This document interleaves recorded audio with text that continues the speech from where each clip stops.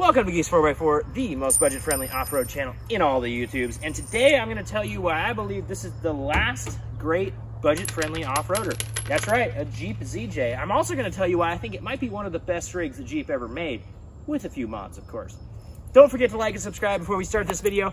Hit that like button, come on, people. And let's get right to it. Well, let's start off with a couple of things that are really interesting. So people say that the LJ, which you guys know, I believe this too, is one of the best Jeeps ever made. And there are a couple of reasons to that. It is the coil spring suspension, it's the wheelbase, it's the rarity of it, it's kind of cool and different. The power plant, people love that power plant. And let's do a little interesting comparison here. So people say the best budget off-roader is an XJ. Well, you can get an XJ with the same motor. The wheelbase on an XJ is 101 inches. Wheelbase that way, you know, center hub. The LJ is 103 and the ZJ is 105.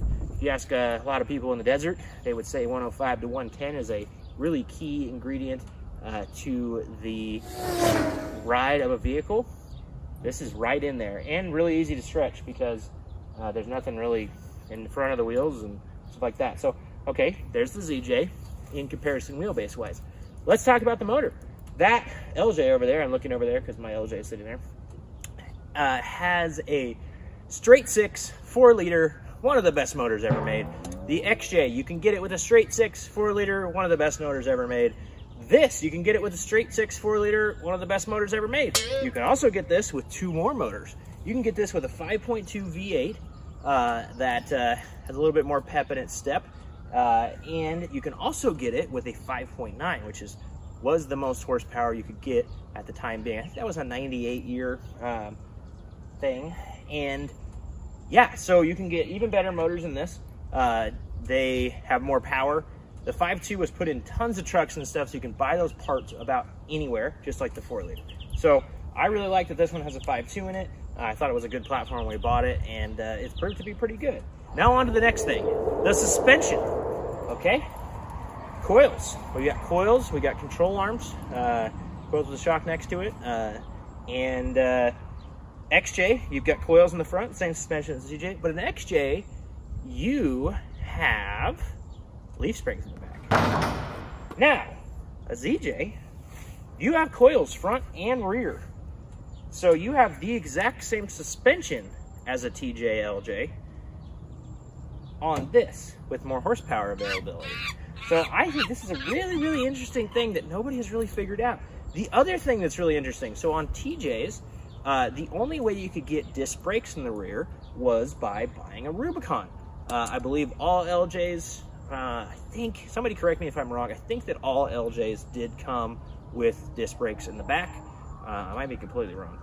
But this also has disc brakes in the back. That XJ does not. So this is actually a really good platform. The issue with these there's two issues where, you know, the LJ Rubicon, they fixed that because you have a Dana 44 front and rear. They have the great transfer case with low range. This comes, a lot of them, you can buy them with a selectable transfer case that actually has two-wheel drive in it. Most of these came with an MP249, which was all-time four-wheel drive. So your front end was always spinning along with the rear. And it's just not great. It doesn't have, it has a 4 low, but it's much better to be able to disconnect that all and go down the road. So this one's already been swapped with the 242. The other thing is the axles. The front's the same. These came with a 30. They didn't come with a high pinion as much, or I don't think they ever came with a high pinion like the XJs do, so you can get a good axle on an XJ.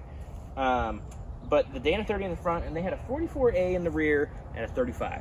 Now, the XJ, I think, has this beat in that way, is that different axle in the XJ than a 35, I can't think of the name of it right now, is actually a pretty good axle when you build it up.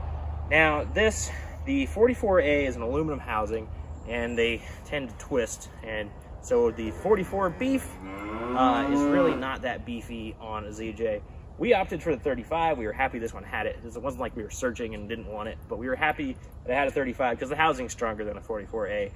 It is a C-clip axle, so, you know, it does have that downside. You swap a Ford 8.8 in the back of this thing, and you have coil sprung 105-inch wheelbase. This one in particular, long arms. It's for sale if you're looking. And you have one of the best riding, super capable machines. Really great wheelbase, really great interior room. The other thing that I want to mention about a ZJ that trumps the LJ and the TJ and the XJ is the lap of luxury that you sit in this thing. You've got this display that tells you if a door is open.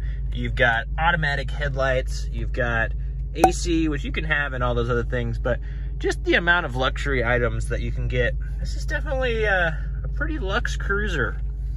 And I think that this is a forgotten gem. The number you have dialed is not in service at this time. People have forgotten. You could still pick one of these up. I see them on Craigslist with a ton of miles on them.